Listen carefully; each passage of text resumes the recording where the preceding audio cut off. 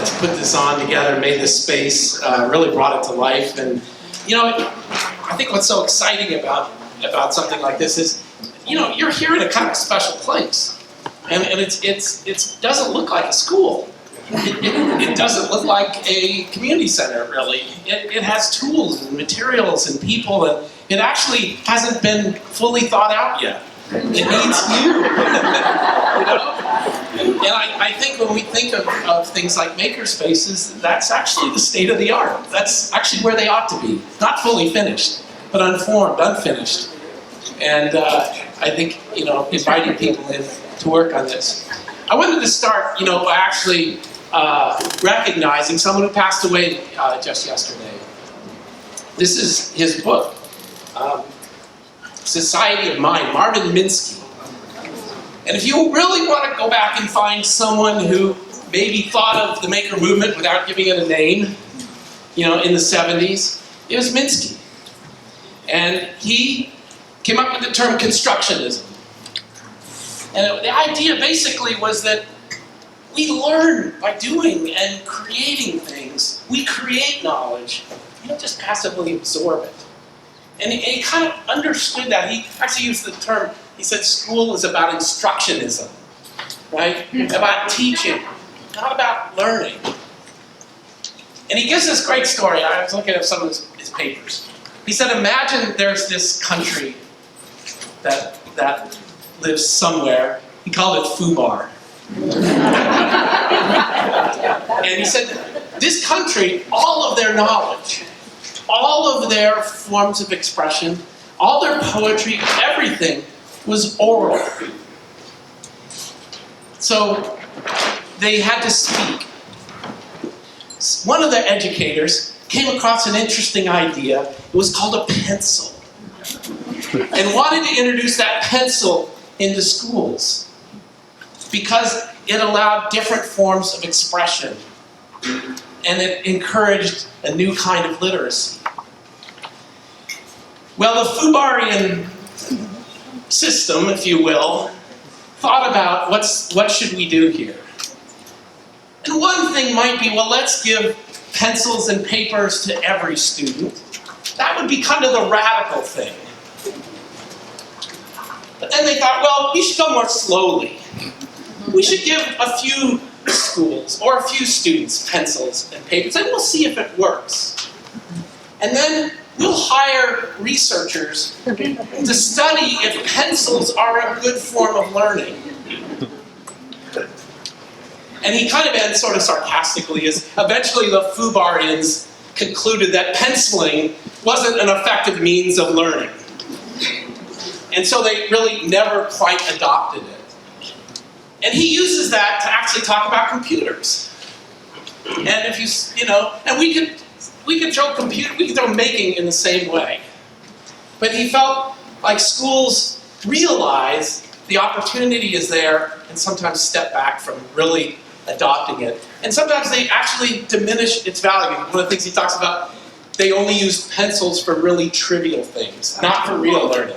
It's like writing a grade down, not for writing your thoughts down, right? So he recognized back in the 70s, you know, that computers were, he distinguished them not as computer-aided instruction, not as means of teaching, but as means of learning. And he thought a kid at a computer, particularly one that's learning the programming, is not only learning about a computer, but they're learning how to think and learning about their mind. And, you know, really even the elegance that is expressed in computers. And I think before I leave Papert behind completely, you know, there's just a lineage from Papert. How many of you use Scratch in the classroom? Well, Scratch is developed by Mitch Resnick.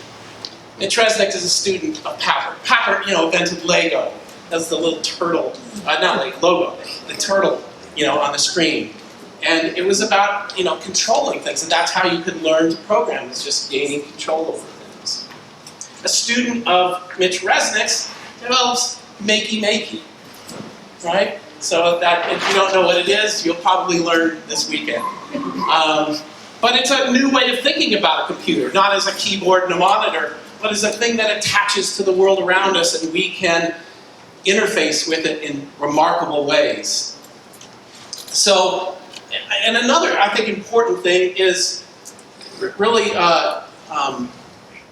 Pappert's work led to the idea of computer labs in classes, in schools, and it led to the computer classroom, which Mitch Resnick developed at MIT, and the computer clubhouse, rather, and spread around the world. And in many ways, I think the makerspace is just another edition of that thinking, of creating a space that was a computer clubhouse, but it was also an art studio, it was also a shop class, it was also a bio lab. It was really anything you wanted to do. And you know, he recognized the difference of how we could change school by creating that context where kids got to do things and learn from that, as opposed to just being talked at. The other thing that I came across from Pappert was he ended up calling this a principle. And he was talking about the mind. He said the mind, you know, to really develop a mind, it's not just about acquiring skills or knowledge. It's about finding new ways to use what you know or what you can do. And I think that's really what a makerspace is meant to be. Not this pedagogical thing where we're going to teach you all these things, but as you acquire skills and knowledge, you get to do them. You get to use them. You get to figure out, because I believe that the most compelling thing about making is not using your hands. It's actually having an idea in your head and working that out with your hands and working it out in the real world. So you end up with something that you can share and show to other people. And that essentially is my insight around Make Magazine, around Maker Faire. You know, I wanted to create a context at Maker Faire where people could bring the things they make and to share them with each other. I didn't know if it would work. I didn't know if people would care. I knew the makers would actually care about each other because they'd already, you know, in my mind what defines a maker is someone who wants to create a project and share it. If it's not your project, why share it? And if you didn't create it, you know, it doesn't make a lot of sense. But put those two things together and it's very powerful. And I don't care why people do this, but they do. And I think the thing that I think Pappert saw that I don't want you to lose sight of here, because we can get lost in talking about making and almost lose track of what's going on in someone's brain, you know? And I think of Maker Faire as a platform for creative expression. And I think creative expression is sort of the ultimate human thing. It's putting things together and having something to say or something to show that it means something. And I don't care whether you use a piano, a laser cutter, or a pencil.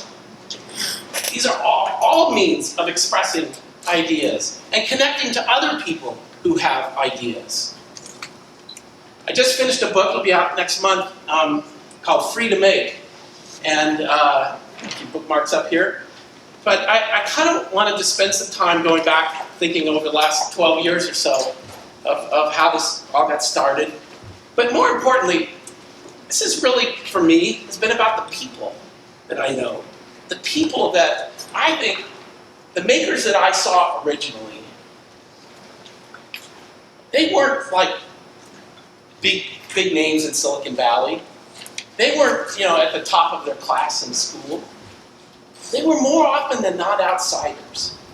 That people didn't know where they belonged, where they fit. And I sort of gave them a name. Maker. And it didn't really matter what you did, where you did it, how you did it, why you did it. Just that you did it. And I think that deeply personal side of making is something we should not lose sight of, especially as we bring this into schools. Because you can get kids to do anything. You can make them make. Right? But it's so much more powerful when it's their idea.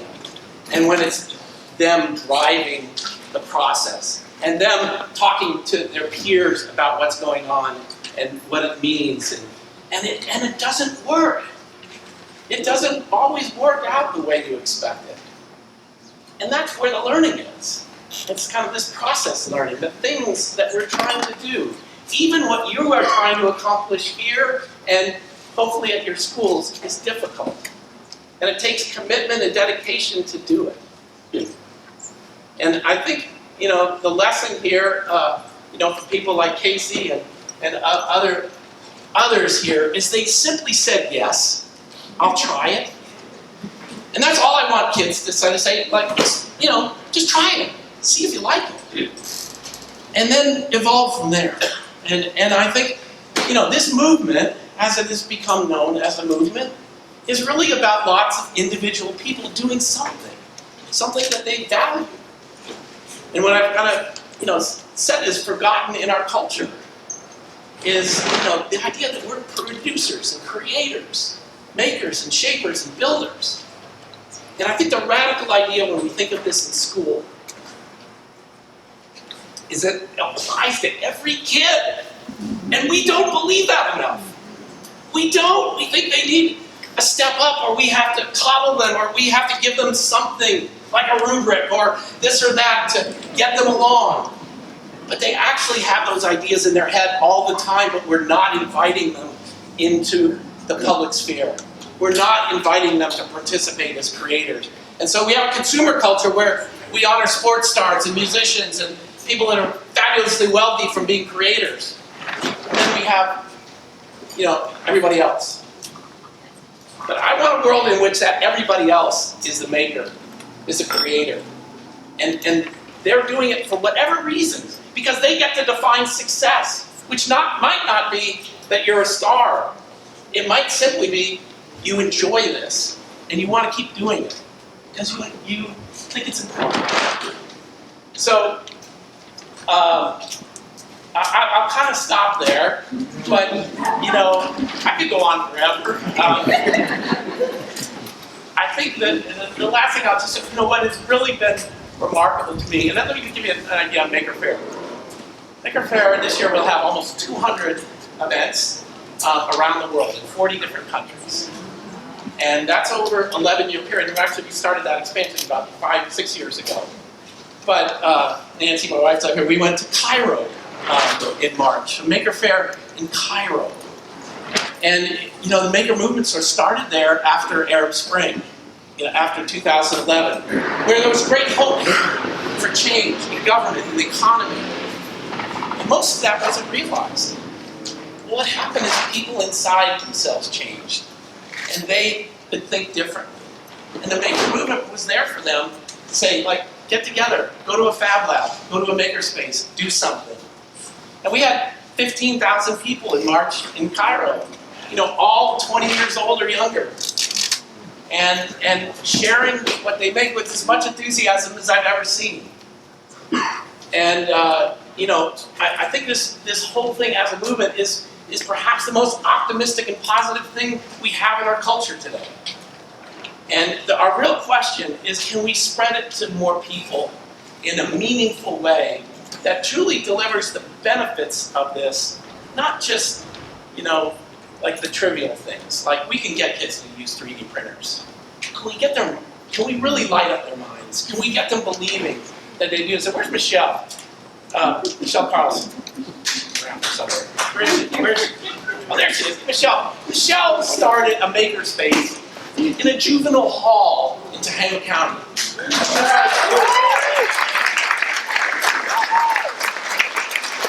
These are kids who've pretty much been defeated by school. They've kind of gotten into trouble and they end up in juvenile hall. For those kids to articulate to her that they're smart, that they have, real capabilities, that they can do things, is rebuilding their lives and giving them a chance. So I'll tell you the thing that I think matters to me, and when we started some of the work at Annalee, it wasn't about this is a ticket to get more kids into MIT. Those kids will get into MIT. They're kind of sold. But what about the rest of them? What about those kids that don't know what they're good at? They don't know their talents. They don't know that they can do things, that they're capable. And sometimes school just beats them down. They do poorly in math, and so we make it take it over and over again. And they're bored. And if there's a theme that I hear around this making, and why teachers want it, why students want it, I think why parents want it, is it's engaging. Nobody learns if they're bored. I don't care what the curriculum, what the standards are, what the methods are, but if you're tuned out, you're not there. So, I think that's our big challenge, is to keep this so that it really honors the creativity of kids, it engages them, allows them to develop and grow as human beings, which is something that's very natural for them to do. And then it's more powerful if they can do it in a social setting with other people. So thanks a lot for being here. It's a tremendous opportunity. And this is how this whole movement spreads. You talk to other people, you learn from each other. Don't ask for the right way to do things. Just ask how people are doing things, and you'll figure out what's right for you. So thank you very much, and keep making.